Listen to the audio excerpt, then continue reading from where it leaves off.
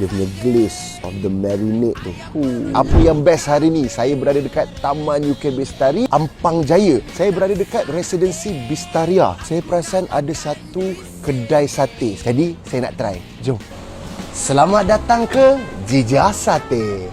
Hai, saya Liza. Saya lah owner Jijah Sate. Kita start daripada 2015. Betul-betul berniaganya dah 10 tahun lah. Resepi ni memang daripada arwah ayah saya. Dia dah belajar buat sate tu. And then dia suka lagi macam mana nak bagi sedap. Sebab dia nak orang happy makan sate dia. Jijah Sate ni, dia bukan saja jual dekat customer. Tapi kita bantu juga peniaga-peniaga yang nak meniaga sate tapi tak ada orang nak buatkan sate. Kita supply juga dekat peniaga-peniaga, kafe. So senang lah, tak payah buat sate, biar saya buatkan.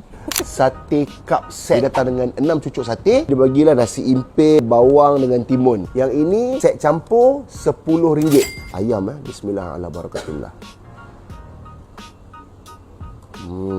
Isi ni kadang-kadang yang turn off ni bila kita makan sate, bila isi dia tu kering, keras. Allah, sakit gigi tu memang tak best lah kalau ayam ni. Tapi untuk Jijah Sate ni sahabat, kalau saya picit sikit nampak dia punya jus dia tu masih ada lagi.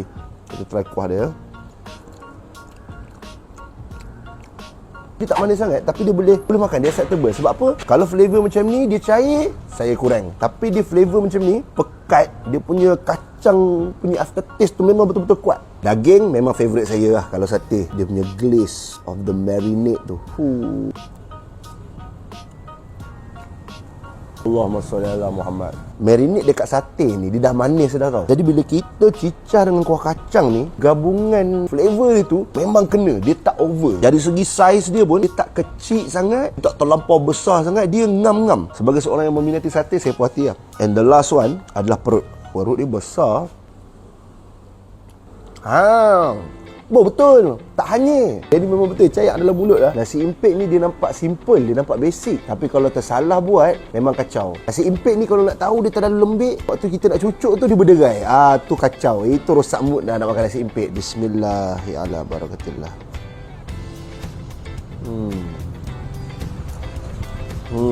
Ini baru nasi impit. Jadi kepada anda semua sahabat-sahabat yang nak try Jijah Sate, pastikan order delivery ataupun datang sini take away. Diorang memang tak ambil dine in, tapi kalau rezeki boleh lah makan dekat bahagian depan tu. Cuma takut yelah sahabat, kadang-kadang kita nak bawa keluarga ramai-ramai datang-datang, tengok-tengok tak ada tempat makan. Jadi memang owner kedai dah bagi tahu mereka lebih suggest untuk take away ataupun delivery. Baik sahabat-sahabat, tempat anda apa yang best? Cuba komen untuk saya datang nanti, insya-Allah. Assalamualaikum.